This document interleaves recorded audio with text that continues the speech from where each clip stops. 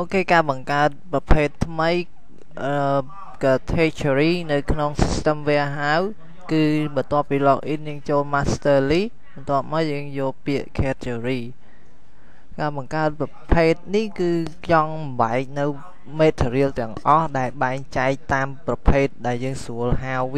វាជា patch cord វាជា rack to rack ជា connector UPS ឬមួយក៏ router switch យើងហៅវាតាមប្រភេទមួយហ្មងអញ្ចឹងបង្កើតថ្មីយើងយកពាក្យ new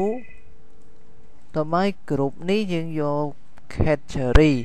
ដើម្បីបង្កើតថ្មីមក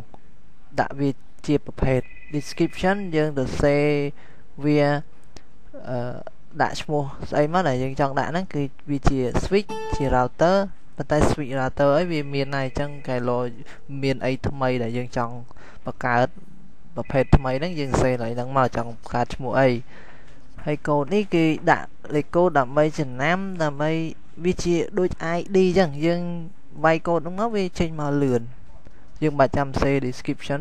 វាវែងជាងការឈ្មោះវាវែងអញ្ចឹងវាធ្វើឲ្យយើងយូរ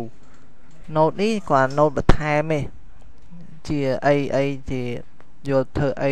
ហ្នឹងយើង note បន្ថែមឲ្យចំណាំខ្លួនយើងឯហ្នឹងគេបន្ទាប់មកយើង save មកយើងនឹងបានប្រភេទនៃ material ឬឧបករណ៍ថ្មីដែលយើងនឹងយកទៅបែងចែកហើយ save វានឹងទទួលបាន